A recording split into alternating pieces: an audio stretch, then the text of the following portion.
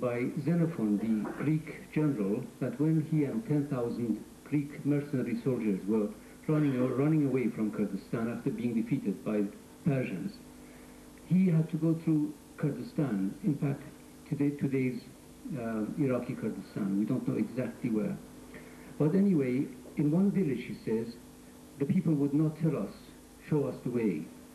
Especially, there was an older man who would not show us the way because in the next village, which was on our path, his daughter, who had just got married, lived.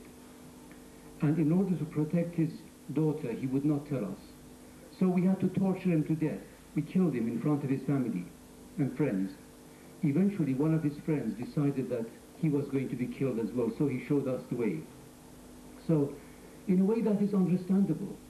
Seeing somebody tortured to death in front of you is something that can break anybody's back. Also, it was not the day of chemical weapons. It was before Halabja, you see. So the cooperation of Jalal Talabani and the PUK, Yakiyetin-Ishmani, with the Ba'athists was before Saddam's days, before Halabja. At that time, the Ba'athists had not attempted to kill a whole nation, whole race. It was before genocide. So today there are two great differences. First of all, we all know Saddam. He wants to eradicate the Kurdish race from what he believes to be Arab soil, the bastard. That's one thing. The great other difference is that the world had recognized Iraqi Kurdistan to some extent. Of course, all right, they did not recognize you as a people, as a nation, but they did not want to. Remember, John Major in England said, I didn't ask these people to rise, but the press forced him. At that time, I was a member of the Times, and English women and men would, from all over the country, would telephone me, crying on the phone, saying, please, please give me some hope. I want to be able to sleep tonight. As a result of that kind of pressure upon the Americans, upon the English, they recognized you in some indirect way. They recognized you that you were a different people, deserving better treatment. So, I cannot bring myself to mention the name of this bastard who's turned his back on our people now. This man, this new chief of the Barzani tribe, has thrown away that recognition. You know, that's the biggest treason you could commit. We are a landlocked people. It is true, we need help. The Turks, the Arabs, the Persians on all sides, they are determined to destroy our language, our culture. And yet this man and that other bastard, Sami Abdurrahman, have enabled them to do this sort of thing, you know. The economic things, Siobhan told you, unfortunately they've also given the excuse, as he said, to the Americans. They didn't want to intervene anyway in the first place. They've given them the excuse to say the Kurds are not worthy of our help. They've gone away. Soon, I promise you, the Turks, the Turkish parliament, with possibly the secret agreement of the Americans, will decide not to allow those aircraft to fly from Incirlik over Iraqi Kurdistan.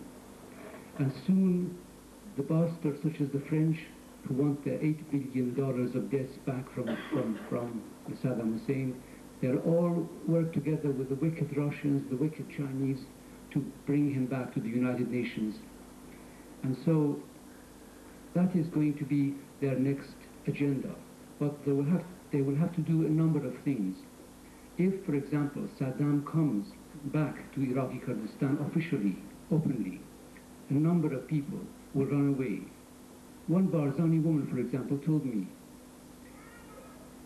surely it would have been better for Mas'ud to die at the hands of Jalal, at the hands of other Kurds, than to turn his back on his people and now to have to walk behind Saddam Hussein's servants. This will have to be done, but they'll not do it officially and openly, immediately, to save embarrassment for America. They'll do it gradually, and the Turks are in it very deeply from the beginning. They want to help. They want Saddam to come back to the north to oppress the Kurds.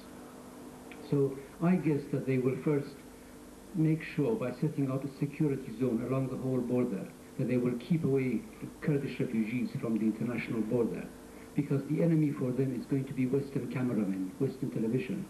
Western television can shame their leaders to do something again, so the Turks have learned their lesson. They'll want to keep those refugees away from the international border. It may not work, but I'm sure this is going to be their aim. So they'll do that, set up a security zone for the sake of keeping away the suffering of the Kurdish people from world's televisions, and then Saddam gradually will come and destroy the bastards who brought him in, as well as the rest.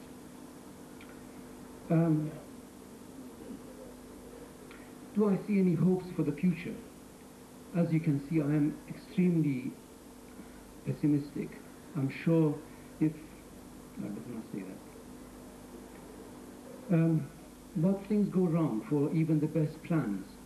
The best plans of the Turks, the Iranians together, who also will celebrate when Western aircraft leave Incirlik and will no longer fly over Iraqi Kurdistan. All of them will celebrate together. States always understand each other better than those people who want human rights, who want freedom, whether minorities or not. So on the other hand, plans can go wrong. Perhaps the tide of suffering will overwhelm them. Perhaps brave Western cameramen will get in and destroy it all for them. But what is necessary, as Nushewan has just told you, we've got to keep together. Human spirit can defeat the biggest of enemies, and I'm sure that your spirit is very, very strong.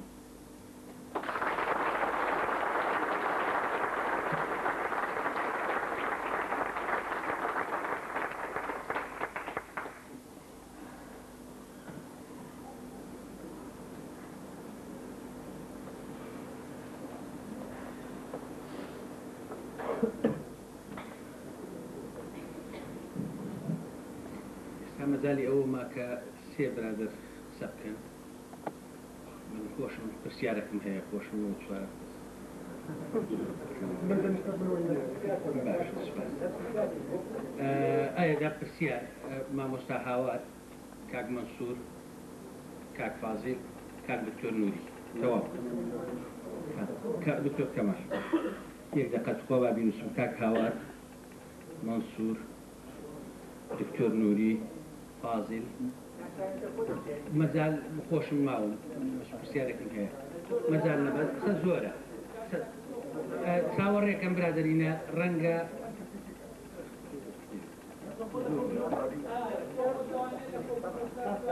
يقول لك أبوي احتفالاتي أبد. كان جاري أواني كان دامي يشتي وثمان. لكن هذيك الموقف لكن هو ما نقول تسلم. مش بس.